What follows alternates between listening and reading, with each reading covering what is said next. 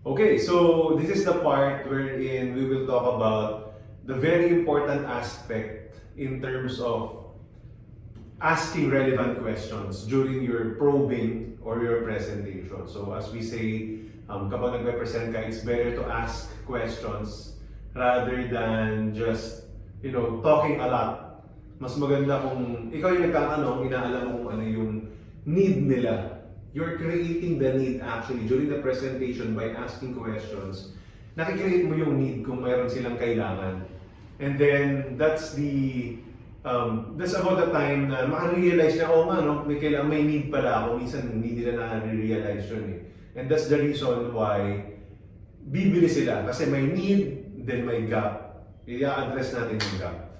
Diba? So, to do that, nilatag natin ngayon yung mga relevant questions that you should ask in every part of the 4 pillars of financial planning or the 4 goals. As we always mention, meron lang naman tayong 4 major goals in financial planning, which is yung 4 pillars, di ba? Protection fund, healthcare fund, education fund, tsaka retirement fund. So, and according to Sanjay Tolani, we only have 4 products in insurance. Kahit anong company, 4 na product lang yan. Itong 4 lang din yun. Life insurance, health insurance, education funding, retirement funding. So this is a very important skill that you need to develop because when you develop this, you will have more sales for you and in the coming future. And then your clients will understand it better. And kapag mas naintindihan nila, they can even talk with their spouse or with other people. Pwede sila rin nagbebenta sa'yo. Kaya mas bibilib talaga sila. Bibili talaga sila. Mag-stick sila sa'yo. No, because you know what you're talking about. So let's start with protection funding. Ito ang goal na dito malaman kung ano yung kailangan na life insurance ng kliyente mo. So the first question, ninumber na natin yung 1 to 5. Ano yung mga questions dapat mong itanong during the course of the presentation or the probing? Kasi nga nagtatanong tayo ng questions. The first thing is what you need to do. The first step is alamin mo magkano yung monthly income niya, yung sahod niya, or kung may other income pa siya. Or expenses, whatever yung approach na gusto mong gamitin, both pwede naman. Di ba? And then, after that, kailangan mong malaman yung dependence niya. Kunyari, ang monthly income niya para madaling kumputin, 10,000 a month, example lang. So, 10,000 a month sa 1 year times 12, 120,000 in a year yung income niya or expenses niya, whatever that computation is. So ngayon, kailangan mo malaman sino yung nagde-depend sa income niya. Pag nagbibigay ba siya sa bahay, may dumidepende ba doon? May asawa ba? May anak ba? Parents? Kapatid? Di ba? Tapos kailangan mo kasi, kaya mo kailangan malaman yun, kailangan mong computein kung gaano katagal magde-depend sa kanya yung mga dependents niya. Ang realidad niya, kunyari mayroong batang anak, let's say 2 years old. Kung may 2 years old ka na anak, usually hanggang age 22, minimum yun. Sabi nga nila sa Pilipinas hanggang age 25, dependent yung anak sa magulang. So imagine kung 2 years old yun, hanggang age 22 na lang, kasi kunyari graduate na ng college, magaling. No? For the next 20 years, kailangan may income ka as a breadwinner para yung anak mo na 2 years old hanggang age 22, makakain, may titirahan, makagraduate, whatever. Right? So yun yung important. You ask the names of the defendant, ilang taon na sila, ganyan. So, nagbibuild ka rin ng rapport, lalo na along the way, di ba? At gusto mong malaman, iparamdam sa client mo na mayroon siyang value, yung tinatawag natin economic value. Di ba? Yung sweldo niya, yung kita niya, inaasahan sa kanya ng pamilya niya, yun yung economic value ng isang tao. Eh. And the rule of thumb, the basic rule of thumb na compute ni Sanjay Tolani is should be at least 10 times your annual income. Yun dapat life insurance mo. Minimum yun. Kaya at least. Kung 20 years dependent sa'yo yung anak mo, hindi ba dapat at least 20 years meron kang insurance? I-insure mo yung income mo for the next 20 years. So kung ang income mo is 120,000 a year, kung 10 years yun, minimum, 1.2 million dapat yung insurance. So yung taong single, kahit maliit yung income or expense, malaki yung pwedeng yung insurance niya kagad, pwede mo kagad ipakita. Lalo na kung may pamilya to. Kunyari, 1 million a year yung income.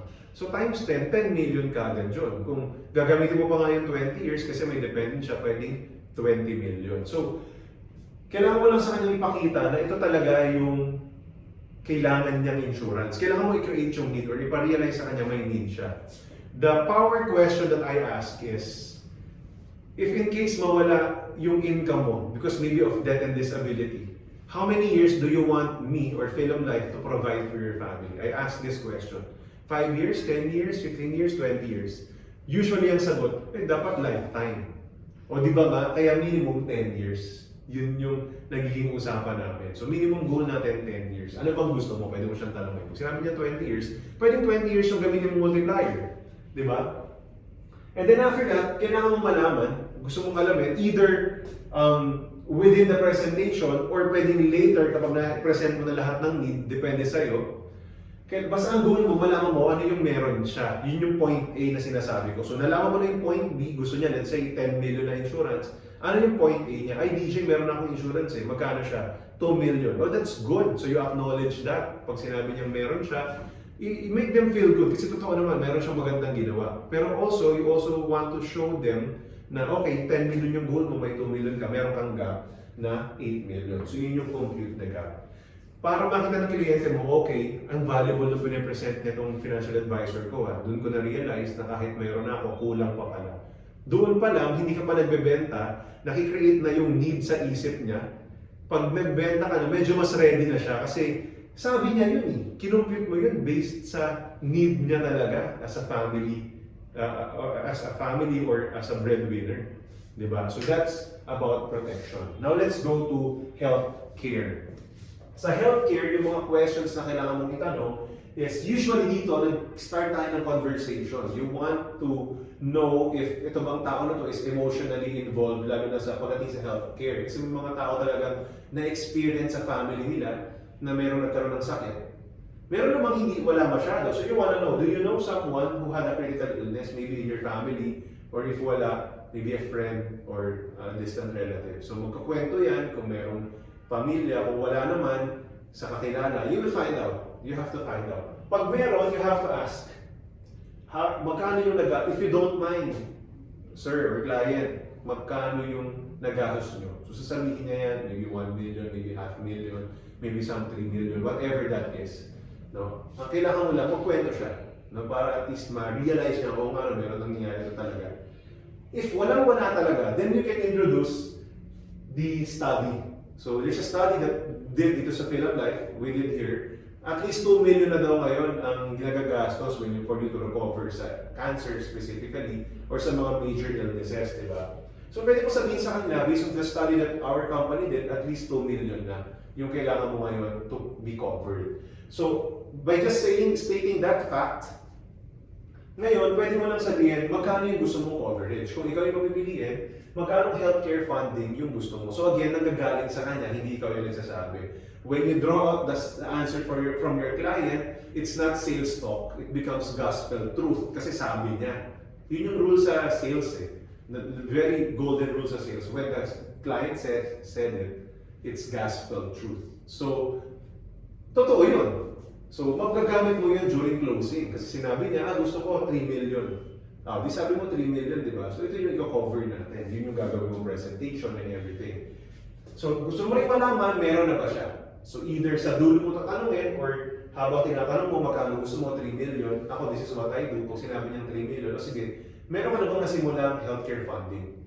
Pag sinabi niya, meron na ako sa ganitong company ng 1 million. Oh, that's good, nakapag-start ka na. And then sabi mo, 3 million yung gusto mo. So, i-balance ka pa ng 2 million. Di ba? Sabi mo yan. Di ba? So, ibabalik mo yan sa sinabi niya. Yun yung computing the gap ulit. Malaman mo ngayon, ano yung point A niya, may 1 million siya. Ang goal niya, which is gusto niya, 3 million. So, 3 minus 1, 2 million. Yun yung gap niya. Kasi pag nalaman mo yung gap, may kakabenta ka.